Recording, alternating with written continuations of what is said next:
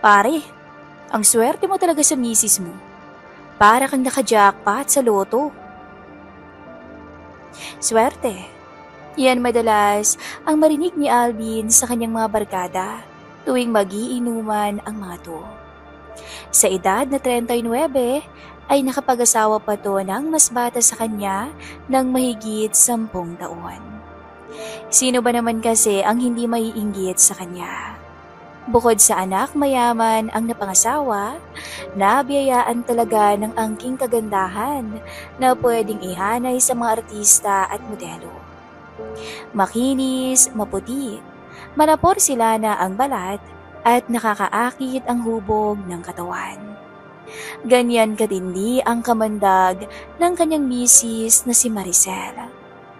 Sa edad na 26 ay hindi mo mapagkakamalang may asawa na ang butihing misis. Kung dadaan nga lang to sa harap mo ay mapagkakamalan mong estudyante at dalaga pa. Palibas ay alaga sa mga beauty products. Kung hindi nga lang dahil sa kasosyo ni Alvin sa negosyo ang ama ni Maricel, ay hindi maaabot at mapapangasawa ni Alvin ang ganito kataas na kalidad ng babae. Palibas ay hindi siya gwapo at hindi pansinin ng mga babae. Han, may pulutan pa ba kayo dyan? Tanong ni Maricel habang papalapit to sa mister niya. Napulang-pula na ang muka, kainuman ng mga barkada niya sa negosyo. May dala siyang dinakdakan na pulutan para sa kanila. Agad na palingon ang tatlong kainuman ng mister kay Maricel. Biglang natakam ang mga to, hindi dahil sa pulutan na dala, kundi sa magandang misis na nakasuot lang ng maiksing duster. Aninag ang makinis na hita nito, na nangingintab pa dahil sa liwanag ng ilaw. Ang bango naman yan, Mare. Parang ang sarap kainin. Biro pa ng isang kainuman ng mister niya nang makalapit si Maricel sa kanila. Ngumiti lang si Maricel sa sinabi ng lalaki sa kanya. Alam niyang may ibang ibig sabihin to, pero hinayaan na lang niya dahil lasing na ang mga to. Matapos ibigay ang pulutan, ay dumiretso na si Maricel sa loob ng bahay nilang mag-asawa at humiga na sa kama para antayin matapos ang mister sa inuman. Mag-aalas 12 na nang matapos ang inuman. Nakaidlip si Maricel kakaantay sa asawa nang maramdaman niya ang halik ng asawa sa kanyang leeg na bumababa sa kanyang katawan. Han, bukas na lang kaya? Lasing na lasing ka oh. Tugon ni Maricel pero tuloy pa rin ang asawa. Wala na siyang nagawa ng tuloy ang ibaba ng mister ang suot niyang maripis na panloob. Napakagatlabi na lang ang mistisang misis nang tuluyan na ngang umuga ang matibay na kama nilang mag-asawa. Napaka-agresibo ni Alvin. Lagi itong gigil sa asawa. Ngunit kahit anong gawin ni Alvin, tila hindi niya maibigay kay Maricel ang satisfaction ng isang babae. Ayaw man niyang aminin, pero wala siyang maipagmamalaki bilang lalaki.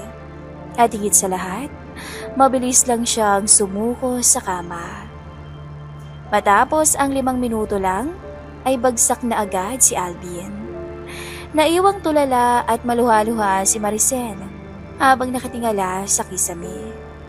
Sa 3 taon nilang pagsasama bilang mag-asawa, ganito lagi ang nararanasan niya sa mister.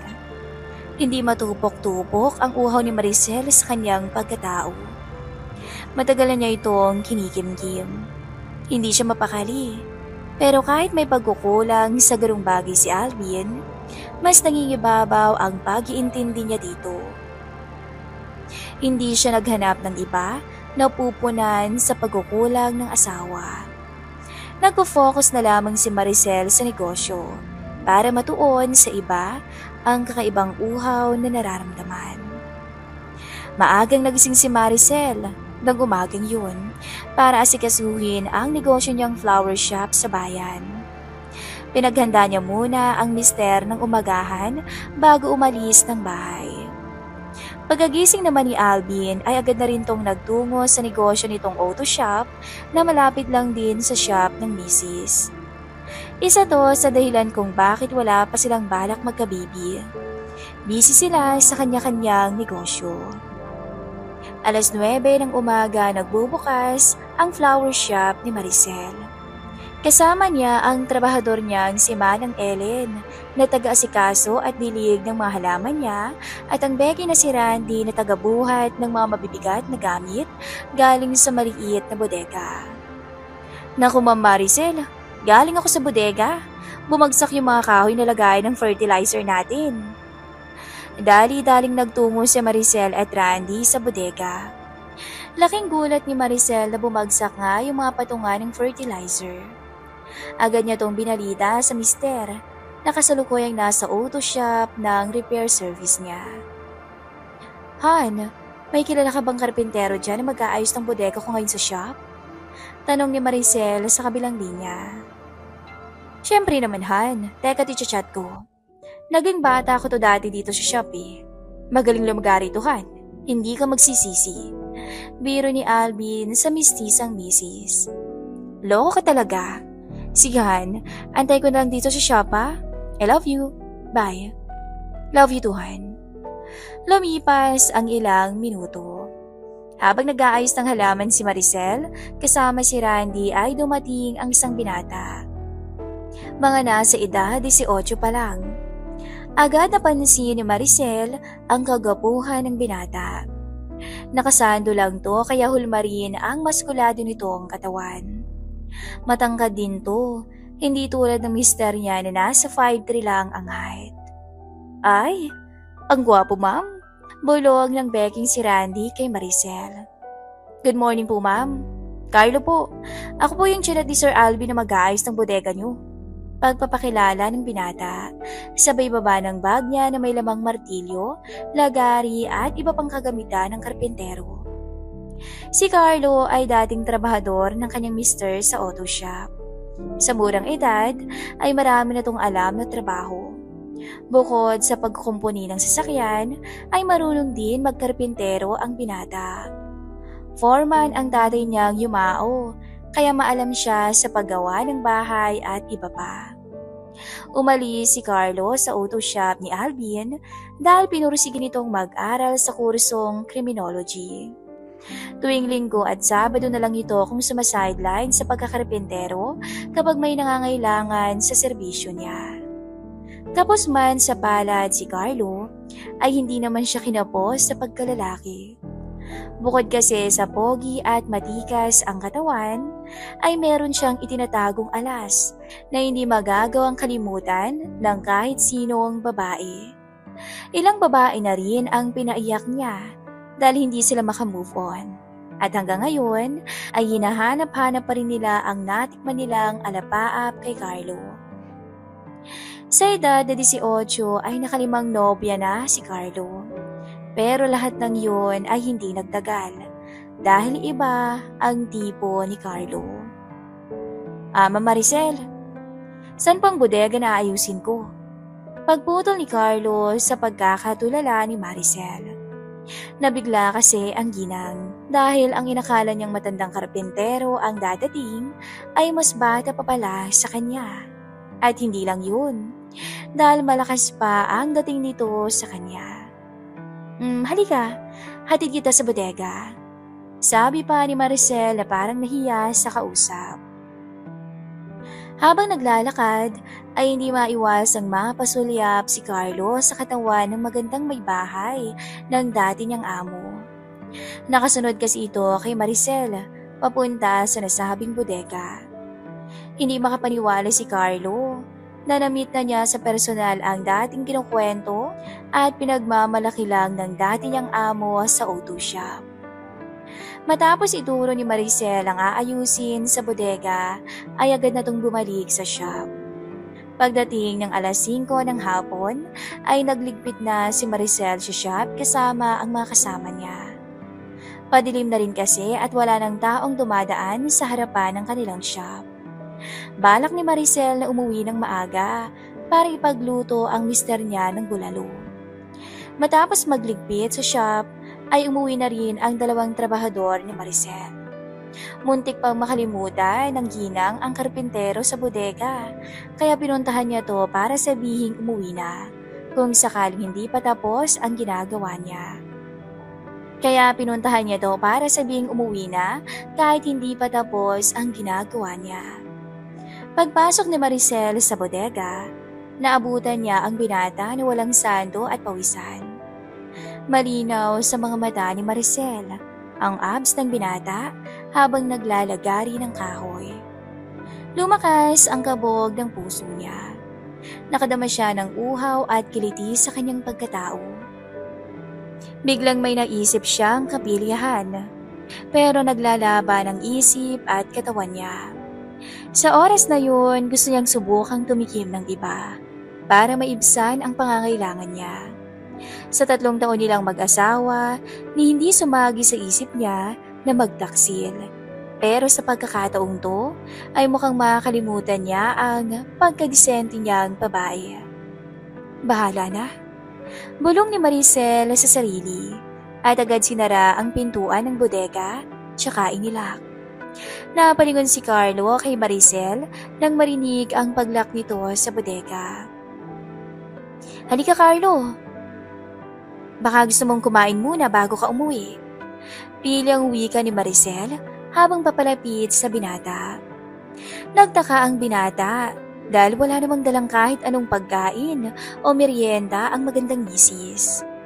Napatigil si Carlo sa paglalagari dahil magsusuot na sana siya ng sando nang biglang haplusin ni Maricel ang abs niya pababa. Grabe naman to. Pilang sabi ng ginang. Opo ma'am, matagal na po yan eh. Naiilang naman na tugon ng binata sa magandang misis. Sa totoo lang, hindi na bago kay Carlo ang ganitong sitwasyon. Lapitin siya ng mga babae.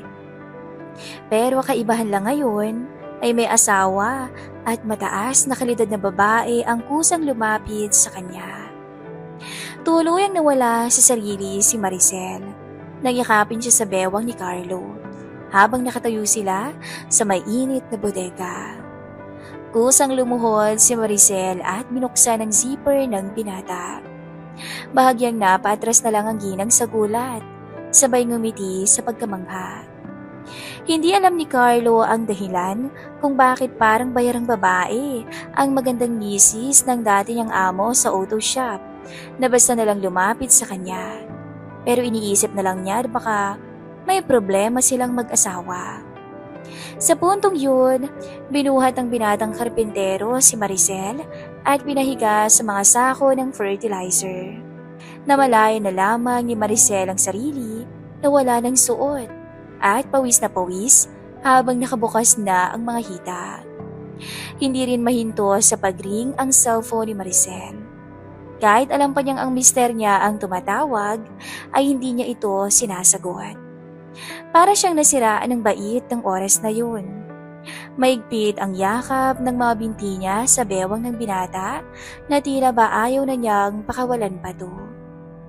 Mahigit 1 oras din silang nagpakasawa sa bodega. At nang mahimasmasan si Maricel, ay agad na itong nag-ayos ng sarili.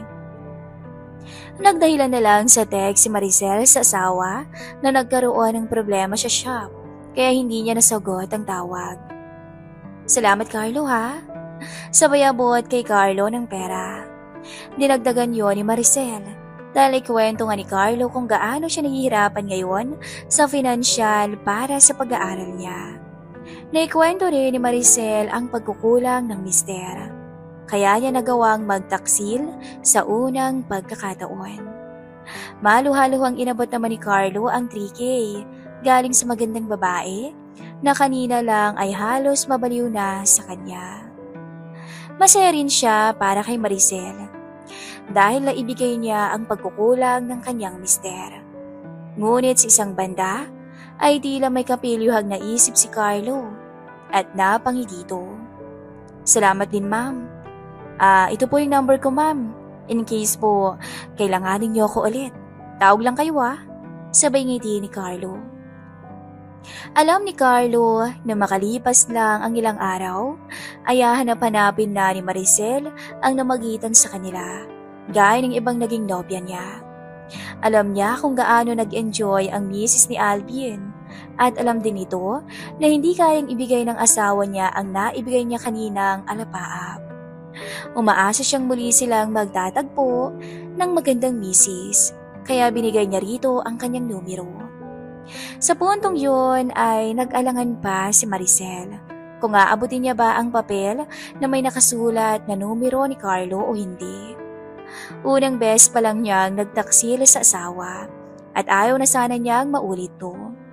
Sa isip-isip niya, tama na ang isang beses. Mahal niya ang asawa at hindi niya to kayang lokohin pa. Hindi maalis ang ngiti ni Carlo nang makauwi ito sa bahay nila. Samantala, hindi makalimutan ni Maricel kung gaano siya nag-enjoy sa binatang karpentero habang nakahiga sa kama nilang mag-asawa katabi ang mister na malakas nang naghihilik. Napahaplos na lang si Maricel sa katawan nang biglang mapailing to. Bigla siyang nakonsensya sa mister. Pinilit niyang nilabanan ang kanyang kahinaan. Hanggang dito na lang po ang ating story. At sa mga gusto ng part 2, huwag pong mahihiyang mag-comment down below.